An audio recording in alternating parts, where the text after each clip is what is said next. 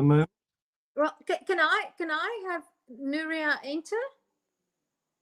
Because I can add her to the stage. Can I try? Ah, sorted. Phew. Hello, hi. Hello, Nuria. I'm sorry that I'm totally incompetent. That's all right, no worries. Sorry for being a bit late. How's my audio? Can you hear me okay?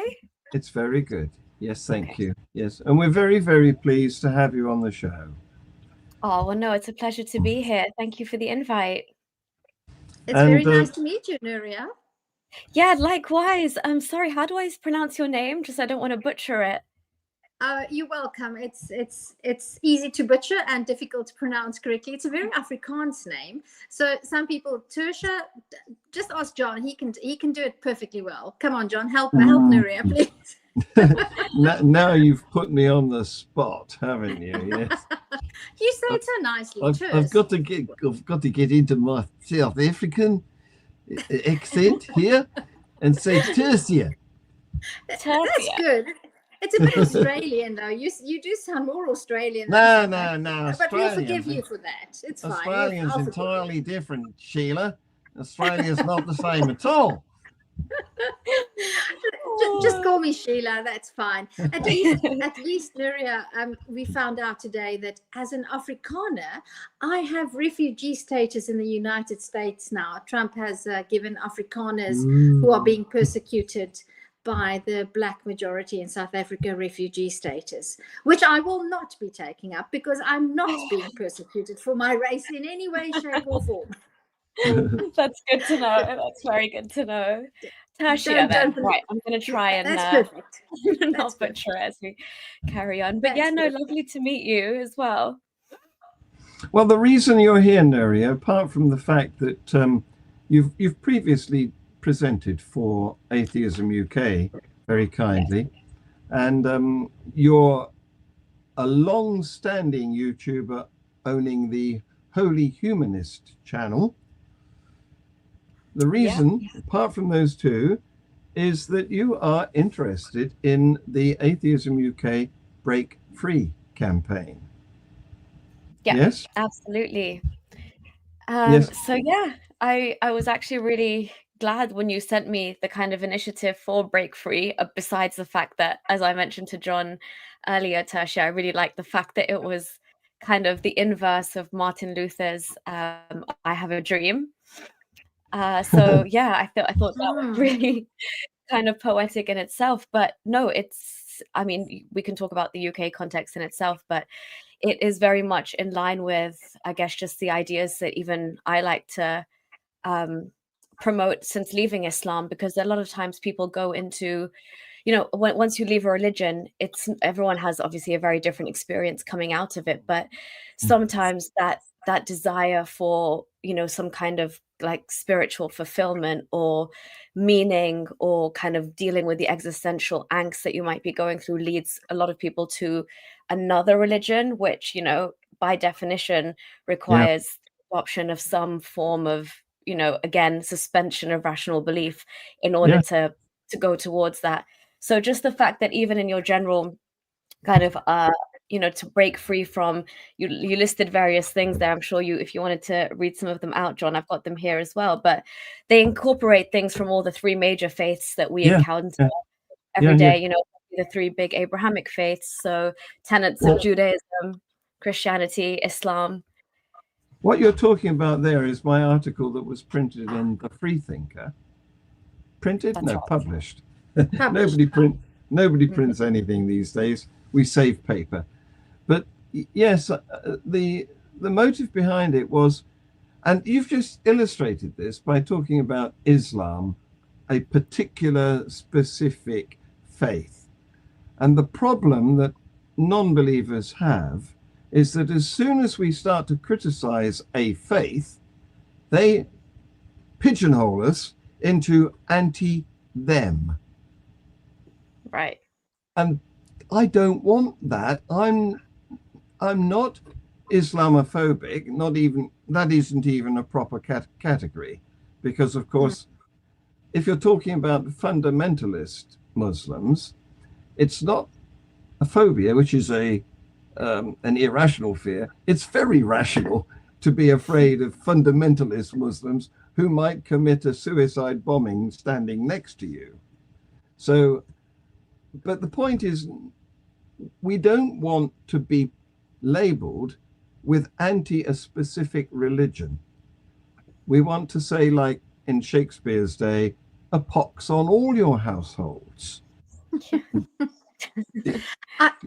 John, The only way we can do that is by grouping around the one thing that all non-believers can agree on, which is it's stupid to submit to and worship a non-existent deity.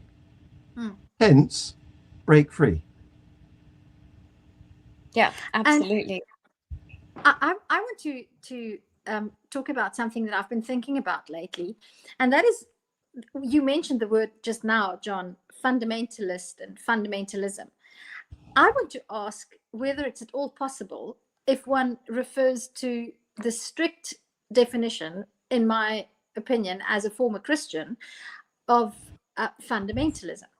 I know it has different meanings, but I think there's something that non-believers are not addressing, and that is the fact that while there are more fanatic believers, all believers in the three Abrahamic faiths have to be, by definition, fundamentalist, because they work from the foundation of the Holy Scripture, and their entire faith is built on the foundations of that Holy Scripture. And I would like us to start not using the word fundamentalist for extremist believers. I would like us to begin to acknowledge, and we've obviously, Nuria, you might disagree with my view here, but I think all the three Abrahamic faiths are in essence fundamentalist, and people who believe that are fundamentalist. Some are more extreme in how they practice their fundamentalism. So what do you think of that? What do you think of that, Nuria? Are there no moderates? Because I know that you've completely left, but you may know some people in your family or friends who are still in Islam, but not fundamentalist. My point is that the opposite of fundamentalist is not moderate. You have moderates and then you have extremes, but both moderates and extremes have to be, by definition, fundamentalist. Well, yeah. Now that's a viewpoint, but the way we currently use the words moderate and fundamentalist are like an extreme, like a spectrum. I know. Yeah. So you're trying to redefine it. It's difficult. We don't have power to control the dictionary. But I think it muddies the waters, because what it does is it opens the space to say, I'm a moderate, but I'm still a fundamentalist because I believe that being gay is wrong. Because that's a fundamental of the faith. And therefore, I think we should begin to change the narrative, that the extremes are moderate and extremist, not fundamentalist and extreme and moderate. Yeah, I think it's an important distinction. Yeah, but I'd like to hear Nuria's views on that, please. Yeah. I'd really love to hear your views on that. What I'm trying to do. Sorry, go ahead, John. What I'm trying to do here is unify, not point up divisions. Go ahead, Nuria. I think it is actually a really important point to bring up, though. I know, obviously, the point is to unify and kind of not sow more divisions. Of course, we have enough divisions going on in the world as it is. But I think, Tertia, did I say that right? Yes, 100%. 10 out of 10. Oh, wow. Okay, great. So I think you do bring up a very, very valid point when you say it does muddy the water. And I'm sure, obviously, it's to varying degrees when you consider Christianity or Judaism as well. But in Islam's case, I've started to also kind of come up against issues when, let's say, referring to moderate Muslims vis-a-vis Muslims that we would consider more fundamental, quote unquote, or more extreme in their beliefs. Because as you said, there is, like, if you imagine it as a Venn diagram almost, there is this overlap where, as you say, even being a moderate, it requires, so to define a true moderate, let's say in the ways that we'd like to, or we'd like to understand being a moderate, requires a complete suspension of fundamental tenets of the faith. And so unless you've kind of discarded a lot of the faith as you know it, which again kind of brings into question your entire belonging within the faith, it does muddy the water in the sense that you still believe, as you said, that homosexuals, are in perpetual sin and they deserve to die in the case of Islam, or well, you still hold on to beliefs that are very, very problematic, and they are in complete agreement with the fundamentals. Exactly. You do need to completely either outwardly discard entire, especially with the Quran, you'd have to kind of get rid of masses of it then say, I actually fundamentally disagree with X, Y, and Z, and it calls into question the entire faith. So what you're saying there is that if you're a moderate, you're a cherry picker and not really a true Scotsman, and only the real believers in the actual literal writings in the scriptures are the proper members of that faith. No, John, I that's not what I'm saying, and what I'm saying, and I think Nuria is saying what I'm saying. I'm saying that moderates are the ones who still believe, let's use the gay homosexuality, for example. They believe that if you are gay, you are in perpetual sin, you will go to hell. You will go to hell. They believe that. They sincerely believe that because it's a fundamental of their faith, but they will not act upon it. That is what makes them moderate. They are true believers as much as the extremists. The only difference is the extremist will push gay men off multi-story buildings.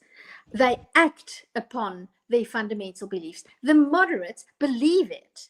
It's almost as if they're saying, no, it's all right to be gay. Well, some Christians do. They are cherry pickers. But then they are not sticking to the fundamentals of their faith, which is correct.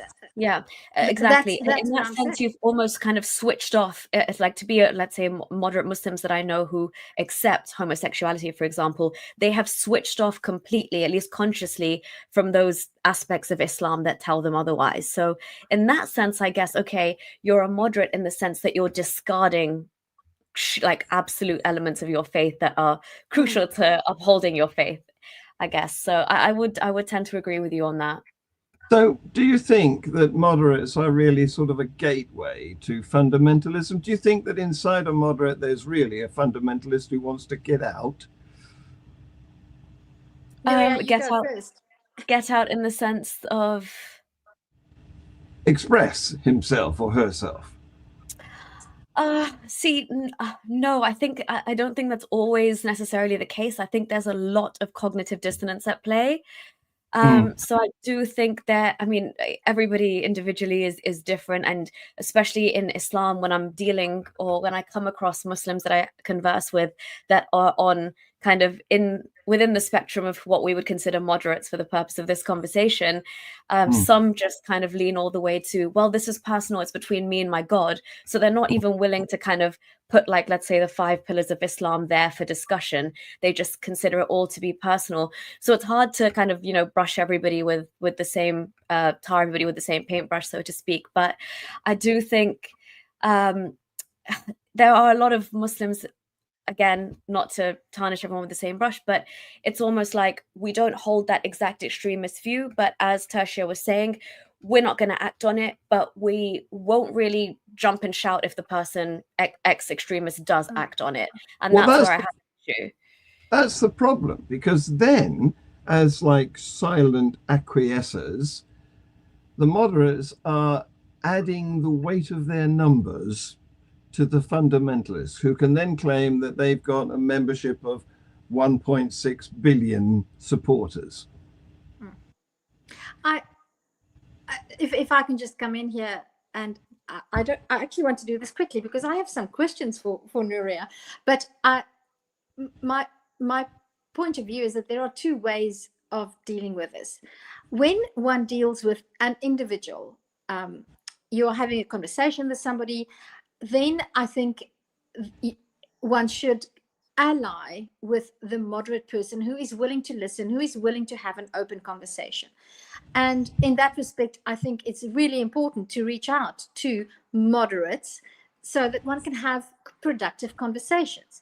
But if one looks at the broad picture, if one sort of zooms out, moderate religion enables extremism. And I don't think that that is something that can be overlooked, because if there were no moderate religious people, they wouldn't be extremists, because all extremists were once moderates. And the other thing is, if you as long as the religion is perpetuated even by moderates, it opens the door to those personalities, those individuals who have the propensity to behave in that extreme way. But I have to qualify, and I think that's what Nuria would agree with me, that it's sort of philosophically, politically, there's one way of looking at it, but then when dealing with individuals, there's another way of dealing with the person in front of you when you're having that conversation. And I think that distinction needs to be made depending on the situation and what one is trying to achieve. Yeah, absolutely. Because just, John, to get back to your image of the hook in the brain. Yes. If you are hooked, you are hooked. There's no halfway hooked. And that's where the moderate religion comes in, where I say you get moderates, but everybody is fundamental. The hook is either there in the brain or the hook is not there. There's no in between. And to say, it's some people, they are hooked, but they just don't act upon it. They just don't, not extreme, and therefore we should not want to break free, because it's fine. They're still nice people. They don't act on the fundamentals of their religion. So why? I really do think that people need to break completely free, even from exactly. I like to think that moderates are on their way to becoming atheists. They're dropping some of the tenets of their faith gradually, and eventually they'll drop the last one.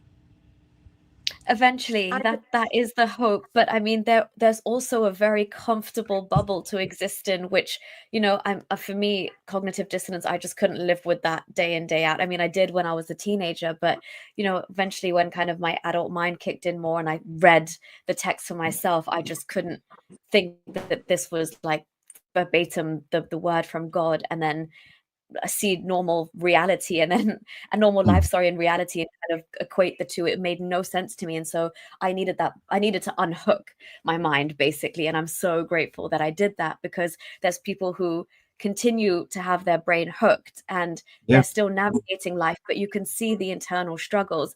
But I think my issue definitely with, I mean, obviously we're talking in quite an extreme lens, especially when it comes to Islam, where extremism or fundamentalism can eventually lead you to.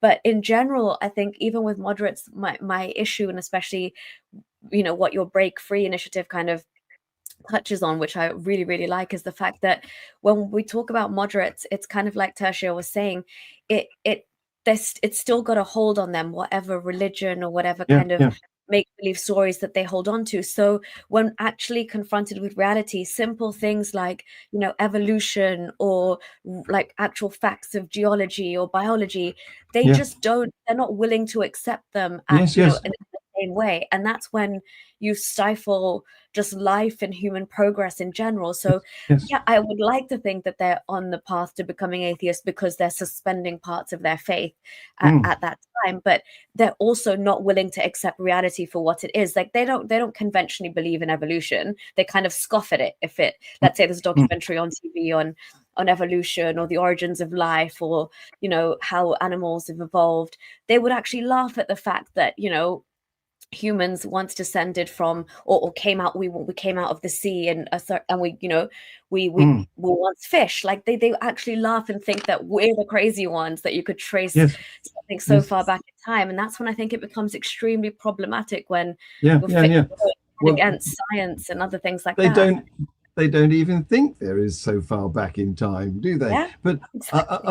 I don't want to focus on a particular faith during this hour, because we've been doing that rather at the moment. We've been focusing on Islam or a little bit of Christianity thrown in. But I know you've got my article in front of you. I'd love you to read some of it, Nerya. Could you do that? Yeah, sure, I can definitely do that. Is there a specific part you'd like me to read from, or? No, whichever you like. I mean, that list, for example, of all of the things that I don't have a dream of. Sure, we can start with You your. don't have a dream of. Yeah. Right. So I think this is a pretty all-encompassing list as well, and it definitely doesn't single out any one religion. So I don't dream that virgins can give birth. A person can be resurrected after death. I don't dream a man can perform miracles that defy our understanding of the natural realm. I don't dream that a man can ride up to paradise on a winged donkey. I don't dream that a martyr can get 72 virgins in an afterlife. I don't dream that a man was made from dirt. I don't dream a woman was made from a man's rib. I definitely don't dream men are superior to women. I definitely don't dream homosexuals are sinful. I don't dream the universe was created by an immaterial deity in a few days. I don't dream any tribe can be the chosen people. And I don't dream a non-evidential God has the power to make my team win or enable me to find a parking space. Thank you. Yes. Well, that's. Oh, bravo. Thank you, John. I love the last parking space one as well. Thank you. That is the point of the campaign. It is that those things are all dreams, and they were dreamed up in the early days of mankind by people who wished to, people who observed that other men and women needed answers, explanations to mysteries, but they weren't too bothered about whether they were true or not. What they wanted was a good story. So unfortunately, we've become addicted to fiction. It's a fiction addiction. And we've allowed ourselves to be governed by people who are good storytellers. This has got to stop. And it's the only thing that all non-believers can get around. And it escapes the partisan conflict of pointing at another religion and saying you're wrong. Couldn't have put that better myself. Yeah, same here. And then essentially spending hours and hours and years of their life trying to argue which of their deities enabled them to get the parking space that day. Do you know what I mean? Whereas that time and effort could be dedicated to doing things that are far more beneficial for humanity. Yes, that's right. Yes, that's right. There's hospitals and schools to build. Yes. Absolutely. Yes. Yes. I would, maybe it's because I'm not a biologist by training, but my most advanced degree is in English literature. I don't think we should discard. There is no baby in the bathwater, but I think we need to tell better stories, because humans, and the stories can be true. With what we know now, we need to repackage reality as the greatest story that exists. Yeah. We don't have to discard the idea of storytelling. No.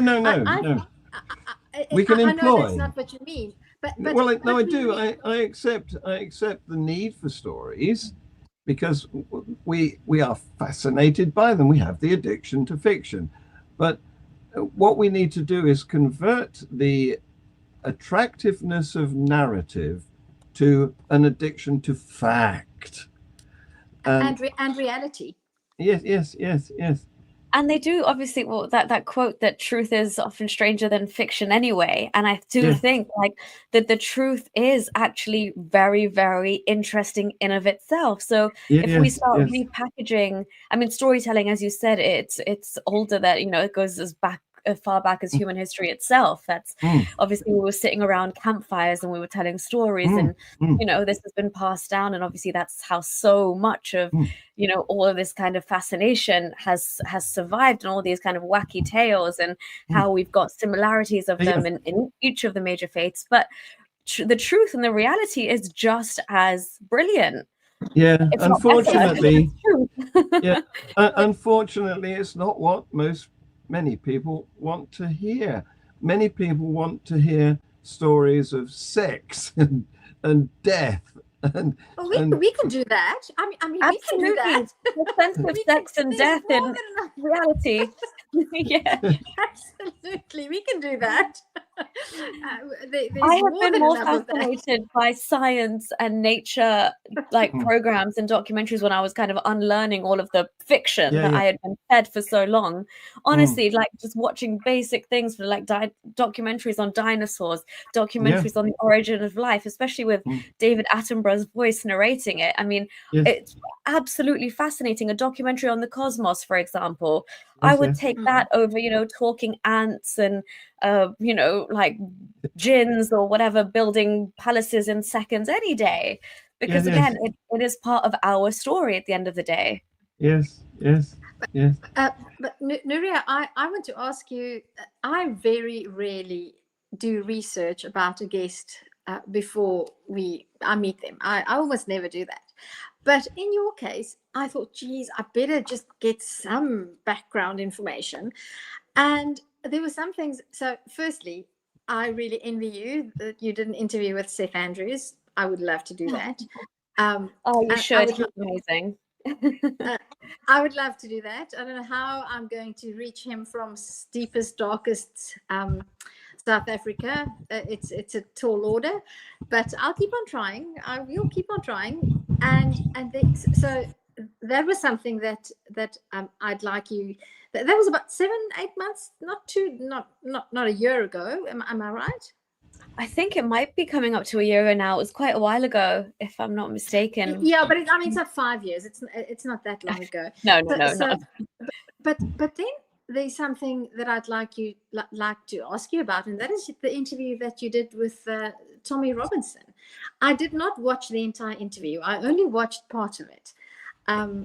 But I would like you to talk a little bit about what that was like, and how did that affect how you think people see you? Because what I know about Tommy Robinson is that is he still in prison? Is he out of prison now? Yeah. No, he's still in jail. Yeah.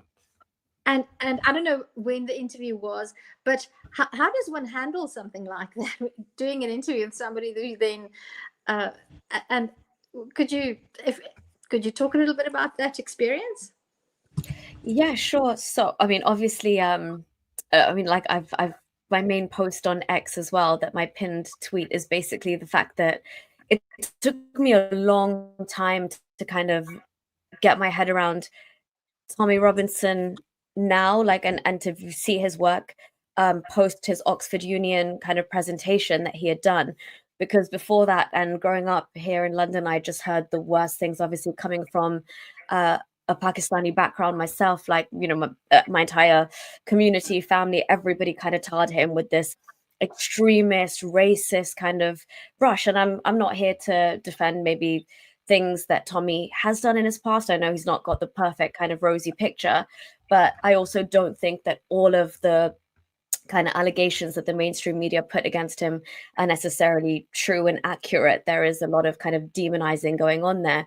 So I just decided to do my own research and kind of look into what he was actually saying, especially because I had left the faith that he was commenting on so much, and he was kind of more on the radar, particularly when it came to things like the grooming. I like to call them the grape gang scandal. Sorry, I'll use the word grape so as to not get your YouTube channel demonetized or anything like that, or struck off. But yeah, essentially with the grooming gang scandal, I was out of the country and spent a lot of my youth in the Middle East, and I came back for university, and I had heard that this had, horrific kind of, this had systematically been going on for so long, and the perpetrators were essentially from a very similar background to mine. And I was pretty shocked that nobody was talking about it except for voices like Tommy Robinson. And obviously he hails from a place like Luton, where if you just look at the kind of demographics change, then you can't really argue with the fact that there was kind of almost no mosques when he was young, and then from him just growing up, there was like in so many mosques that had propped up, and effective no-go areas had kind of propped up in Britain, and his own cousin had been a victim of the grooming gangs. So obviously he had a dog in the fight, and I just kind of really intently listened to his Oxford Union speech and thought, is there anything that he's saying that I could fundamentally class as racist or extreme or kind of, bigoted or far right, especially after he broke ties from the EDL. I think that's what prompted me to actually listen to him, because we all know the kind of connotations that groups like the EDL had. And I come from an area in London, without doxing myself, which has very, very strong anti kind of EDL links, where they had a lot of tiffs going on back in the day. So yeah, as you're probably aware, that's English Defence League. Okay. Yeah. Right. Yeah. So an extreme nationalist organisation that Tommy was associated with a couple of decades or more ago. Yeah, and then he essentially kind of broke ties with them. So like I said, the Oxford Union speech was I guess the straw that broke the camel's back for me, when I thought, you know what, this guy actually speaks the truth when it comes to Islam. And again, that's why I say, like, when it comes to highlighting elements, I'm not saying he was by any means the only person talking about the grooming gangs, but he was definitely one of the few who kind of took this issue more to the streets and kind of, screamed about it, shouted it from the rooftops.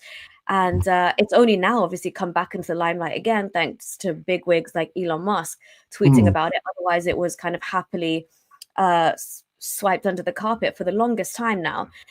So yeah, essentially, as you probably know, the UK is going through, I guess, still, like, with the Labour Party in power, anybody that's remotely associated with Tommy Robinson or has some kind of affiliation with him is essentially, being, I'd say, for lack of a better word, cancelled in some way, shape or form.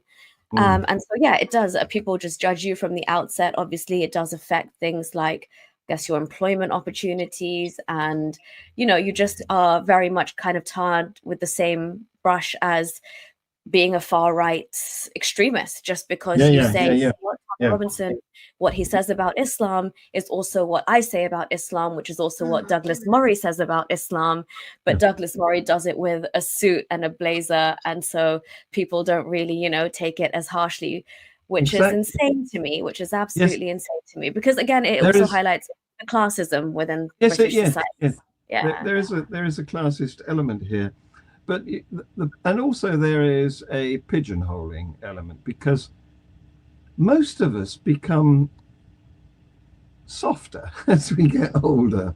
And Tommy was a hothead back in the days when he was a big wig in the EDL, and he may not be that same person today.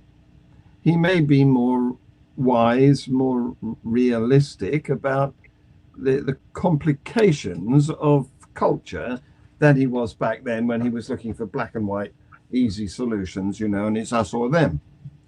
So I'm prepared to give him an audience, but you're right, there's a class element here, because Douglas Murray says more or less the same things as Tommy says now, although that's not how he's viewed by the left, who remember him as he was then. But the thing is that Douglas says those things with a more upper class voice, so he is deemed to be more acceptable. And I don't think I should really say this, but I'm hopeful that I've fished and successfully hooked Douglas for our next event at the Tabernacle in Notting Hill on June the 8th. Are you coming? Oh, fabulous. I mean, I'd love to, yes. Would you speak? I would love to. Yeah, I'd be honored to. Brilliant. Just down the road from me as well. So Makes it a lot easier. Okay. Yeah. So we will have security. So you can feel safe. Oh, I mean, sorry to say, Tasha, but this is the state of the country we live in at the minute. But no, thank you, John. I do appreciate that. Yeah. I will begin a GoFundMe and try to. It's not just down the road from me, regrettably. No. So I can't. I might almost certainly succeed in getting Douglas, but I can't promise to get Tommy. Well, I can't break him out of jail. I think it's going to send shockwaves anyway. When he gets out of jail, well, that's a whole different can of worms. But Tasha, if we could find a way to get you on a plane over here for that would be pretty awesome. It would. I'd love that. I love the UK in summer.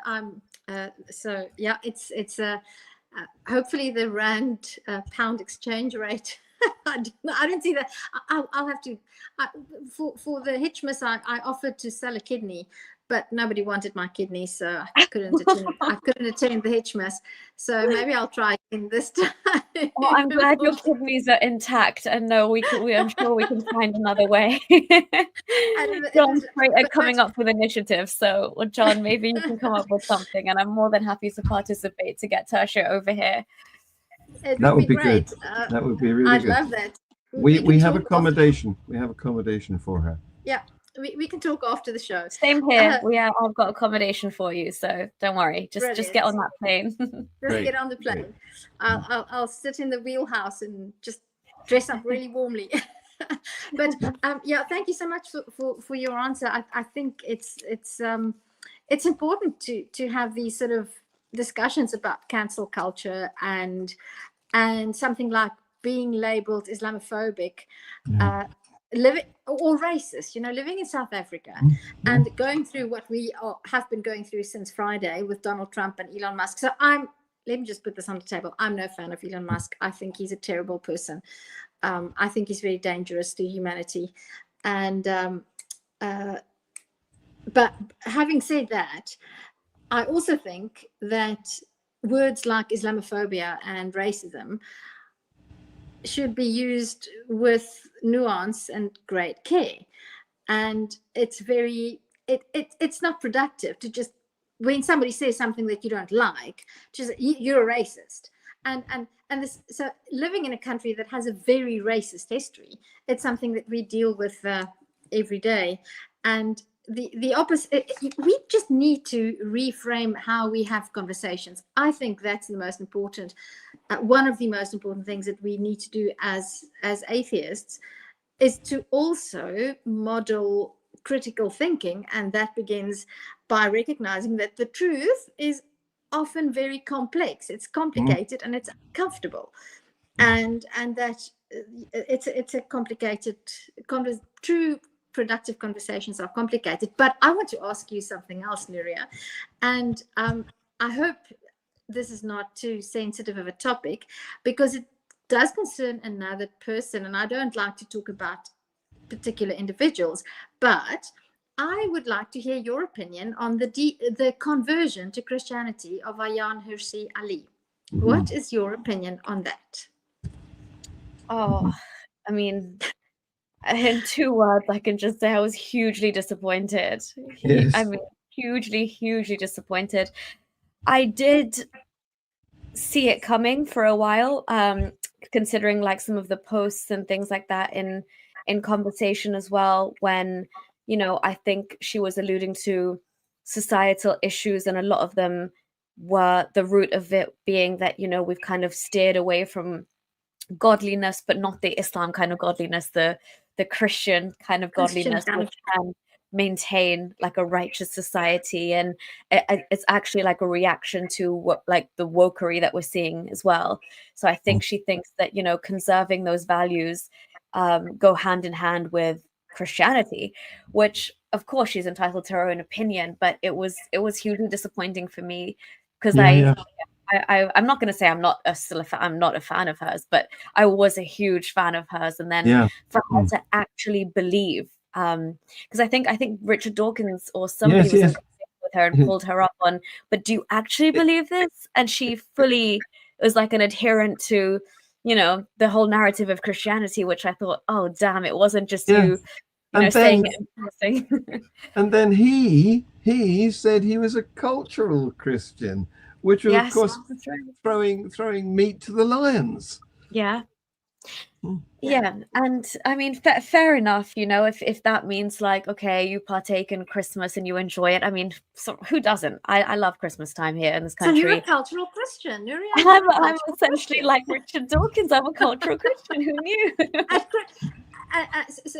So I'd be I can get behind the term cultural Christian, and I would actually like that to be a thing, because perhaps we can win over those moderate Christians who still have the hook in their brains. If we can tell them, listen, you can still be a cultural Christian without believing the bullshit, you know. Yeah. But I don't want this to be a Christian thing. I mean, Christians don't own the ethics and morality and rational society that we have developed in England.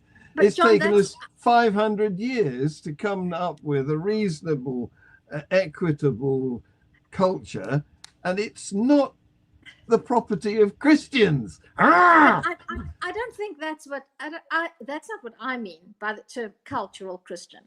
What I mean by cultural Christian is that I grew up within the framework of Christianity. The churches, the buildings, the songs, the festivals. It's got nothing to do with the ethics. It's got nothing to do with the morality. It's the things we were immersed in that, and even in a very secular country like the UK, there's a very strong Christian culture. In terms of the, again, I'm specifying here, in terms of the traditions, in terms of the language, the greetings, the buildings, the music. Okay. I acknowledge that. Well, I'm not agreeing. No, I am. Let me qualify, because I think that Christianity has wormed its way into our language, even, let alone our culture, like a parasite, because we can't even sneeze without somebody saying, bless you. And but there's no justification. John, there's no justification for any of this nonsense. Christianity did not worm itself into the culture. I'm sorry, you have to acknowledge, historically, Christianity created the culture and the language. It had a profound influence, and once it is the foundation, and that's just historically true. There are, I mean, even and the same with Islam. So if you think about language, look at how many idiomatic expressions come directly from the Bible. So I don't. That wasn't Christianity. Didn't worm in that we wormed ourselves out of it. Yeah, which and also Christmas predates Christianity, so we can always go down that route if need be, you know. So we can go back to, okay, should we go back to the pagan roots and, you know, the solstice celebrations, and the trees only came about in the, I think, was it Queen Victoria? She kind of brought the first trees over, and it was a Germanic tradition. So I mean, it doesn't have to, Christianity doesn't have to have a monopoly on it in that sense. And if it helps, for argument's sake, I'm willing to be a cultural anything as long as it's a good party and a fun time, and you know, whatever that faith presumes itself to be. I'm there for it. I think that's what I'm trying to say. I think the world would be a better place if we can get to the point where we can acknowledge the influences that religions have had on societies, and appreciate the beauty, especially the aesthetical beauty. I mean, the buildings, those things are integral historically to Western society, and that should not ever be disregarded. But the more we can acknowledge that those are external things that humans made, and that would have happened without the belief in a supernatural. And those things can exist 100% independently without any belief in supernatural beings. And that we can create beautiful things without clinging to supernatural deities that tell us how to live our lives. So I'd like to address one of our viewers here, because it's targeted at me. Look at this.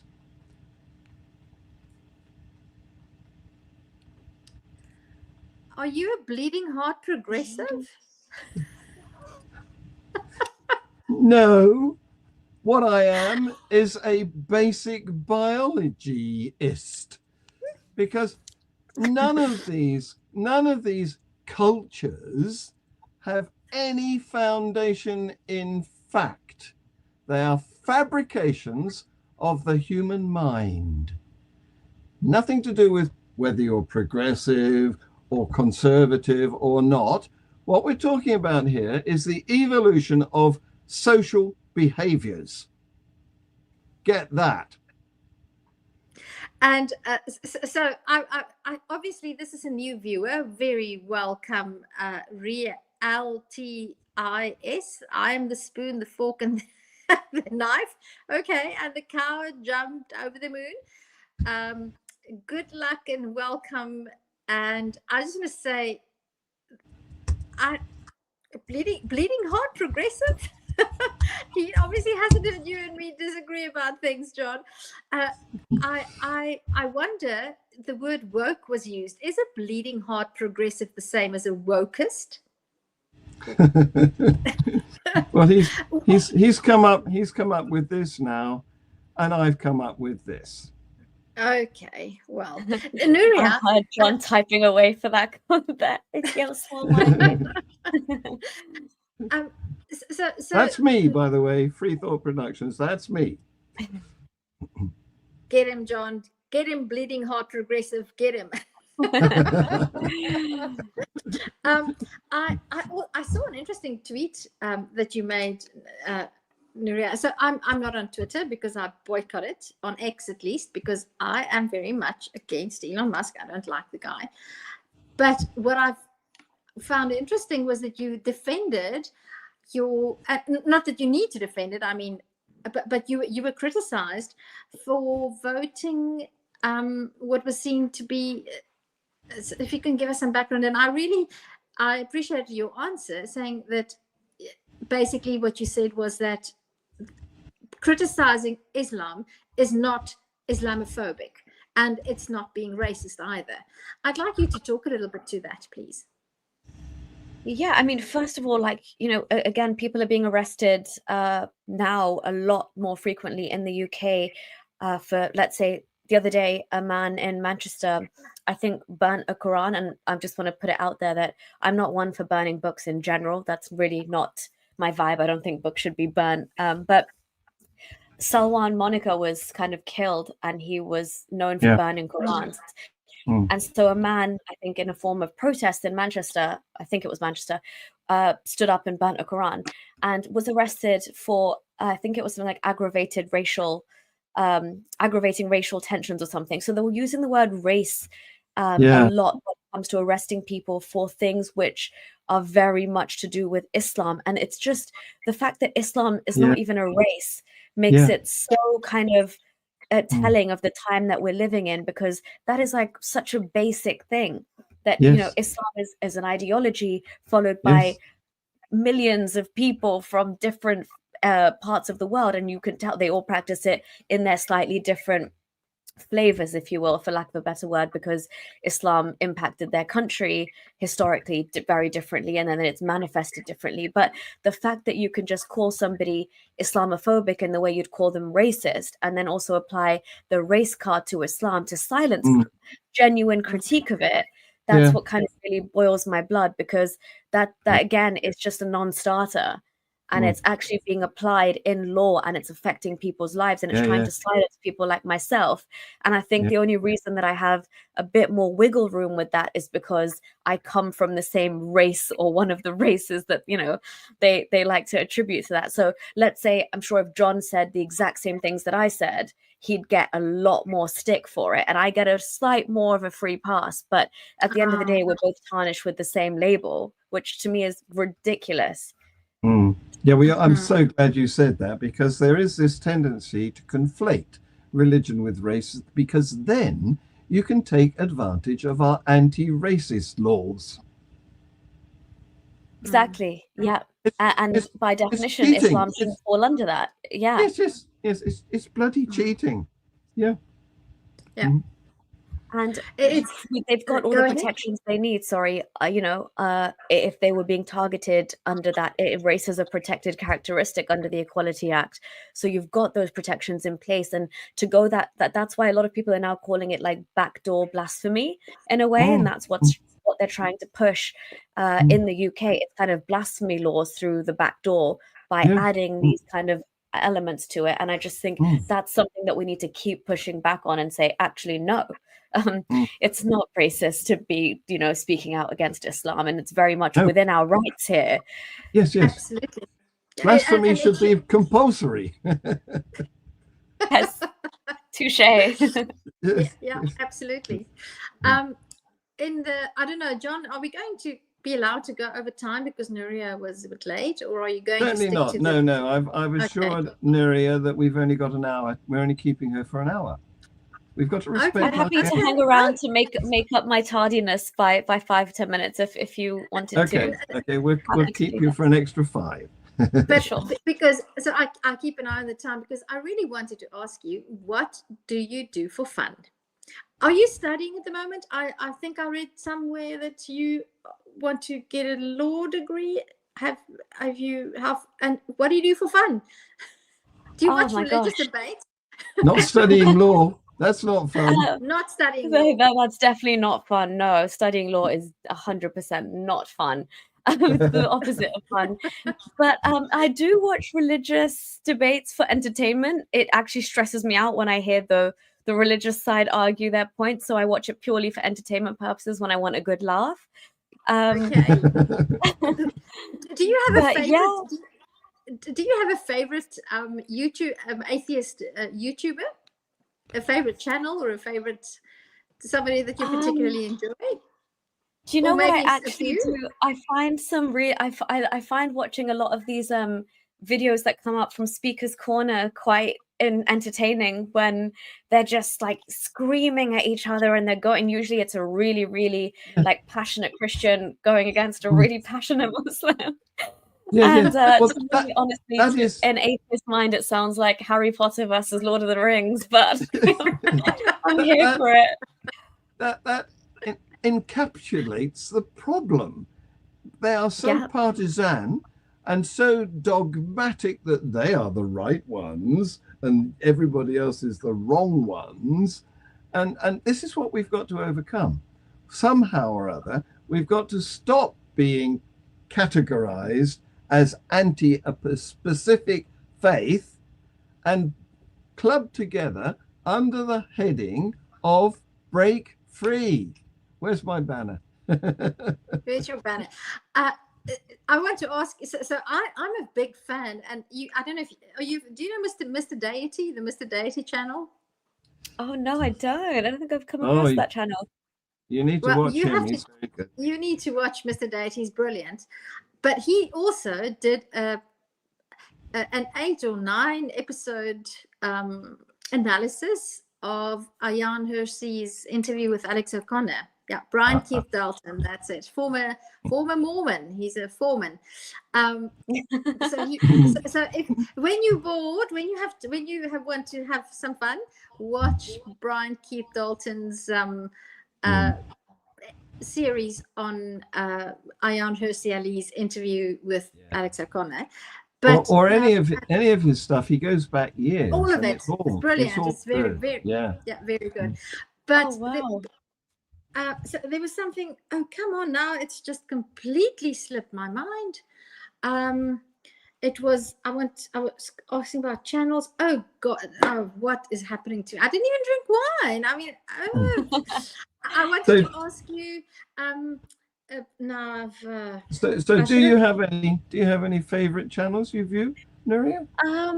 Favorite channels, you know what, I probably do, but I've been a bit I've taken a break from YouTube for a while, so I've been actually watching kind of more things that I'd had on my kind of TV as documentaries and stuff saved for a while. Yeah. So I have to check back in the YouTube world, to be honest. I've been a bit lacking, but I definitely do have favorite channels because I have obviously all the ones that I'm subscribed to, and a lot of them fall within this genre. And it's just obviously, and again, I don't discriminate. Wherever it's fun and entertaining, I go. So there's sometimes really, really astute Christians who know Arabic, and so Muslims come to try and prove Islam to them, but then the knowing Arabic is such a kind of they can't, they can't kind of lie and jump through loopholes. And so that is sheer entertainment because that is like a suit of armor, isn't it? It absolutely, yes. Having and this exclusive language that nobody else knows.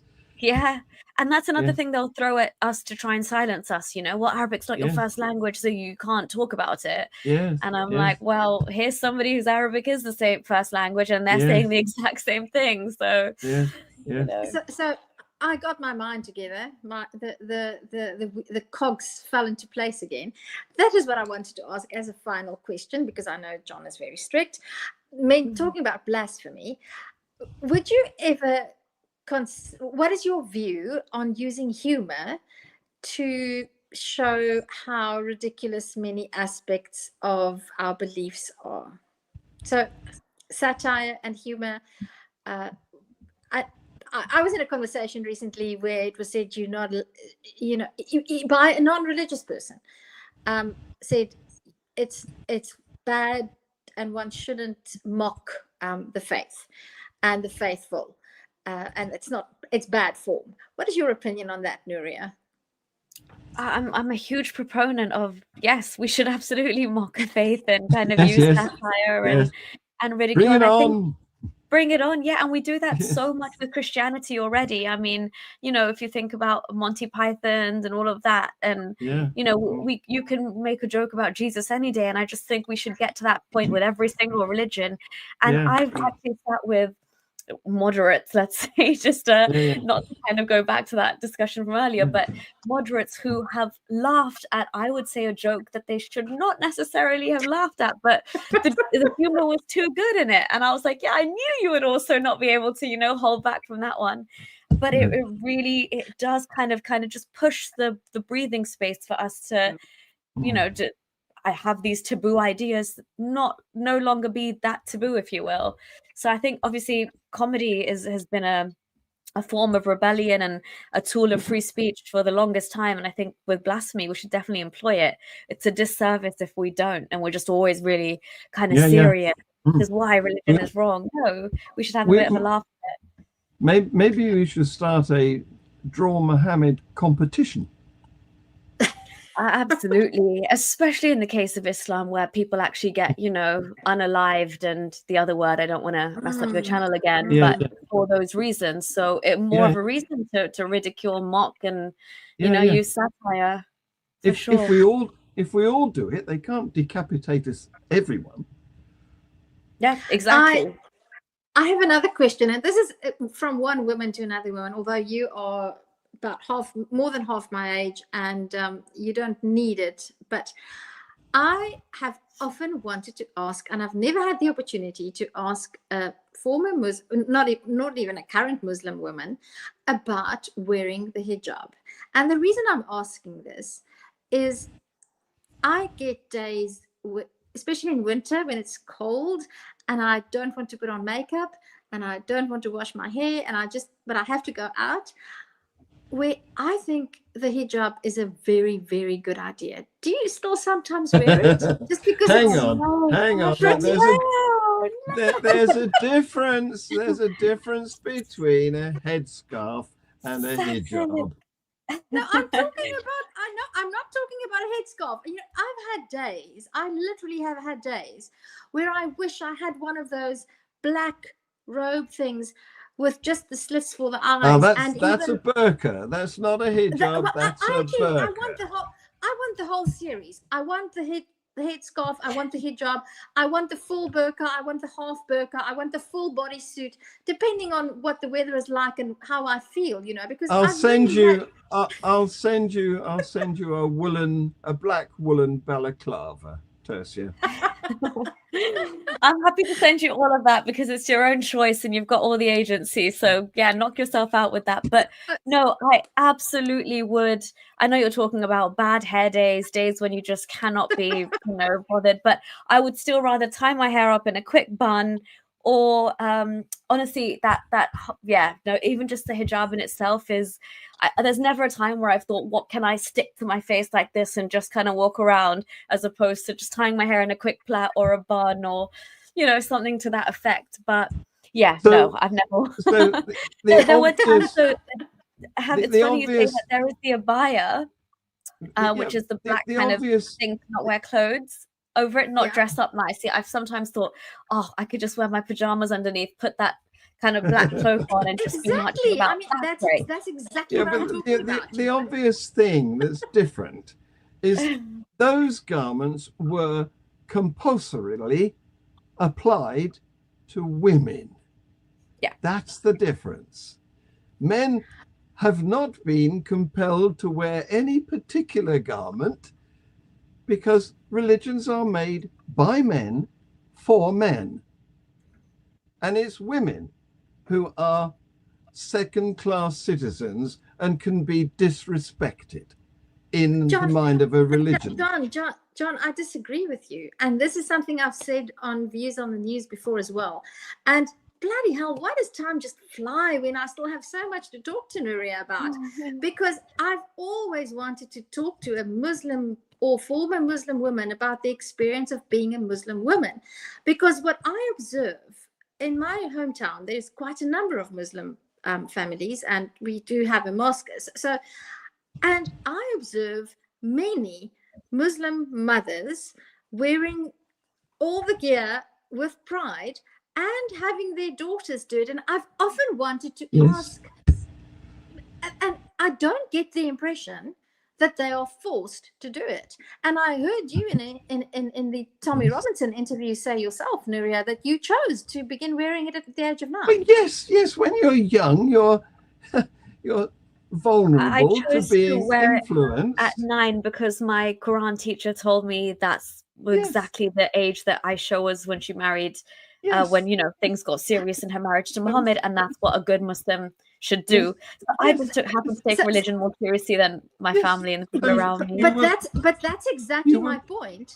About you were indoctrinated, but you were not forced. And that brings me back, just to come full circle, to the whole idea of moderate versus fundamentalist. Those should be the two options, not fundamentalist and extremist, because the fact that you were not forced, you did not feel forced, you were influenced to do something out of your free will, which I don't believe we have, and that is what religion does.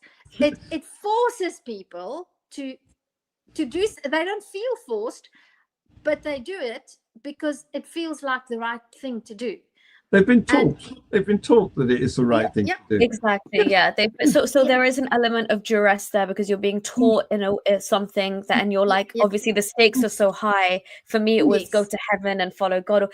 And just to make a quick point on that, I was in the same Quran class as about 20 other girls at the time, and all of their other families, their mothers and sisters wore hijab. So I was kind of the anomaly and the exception to the rule rather than the rule itself. So it's really hard pressure. to say the other elements of and duress. it was all very moderate. I'm sure that moderate quote. Yeah. I had to get that in. Yeah. On that note, we've come full circle. On that moderate note, on that non-fundamental note. So Let's get extreme. I don't know who we've got next week, but there will be somebody. And it will be Jess Kaplan, Is that next? expat- Is that next week? I thought it Is was it the the week after. 22nd? No, it's not next week. No, Sorry. week after. Yeah. So Week after, back week to, after. I don't know who we've got next week. We do know who we've got the week after, but not next week. Get Tommy So- Robinson. Get Tommy Robinson for us, John. Come on. Well, Yeah, that, yeah, that I'll- wasn't possible for a Wi-Fi while. prison? I'll break him out of jail personally. No. You can do it. You can do it remotely. Oh no, he's absolutely nothing. There's no Then- way, John. You would then- be. They're not allowed phones in jail. I'm being I mean, extremist. he's not even being allowed visitors at the moment. The way No. they are going in on that Really? map, yeah. That's right. Yeah. Anything that could potentially be put on social media, any visitor that has some form of social media is just barred. But Yes. anyway, that's a different kind of worms. That's okay. Yep. Yes. Let's put the lid on it. Thank you. You've Thanks been a lot. It wonderful. was lovely chatting to you both. Thanks for having me. Thank you Thank for you, coming. Nuria. Thank you, John. Bye. Bye-bye. Bye. Whoa,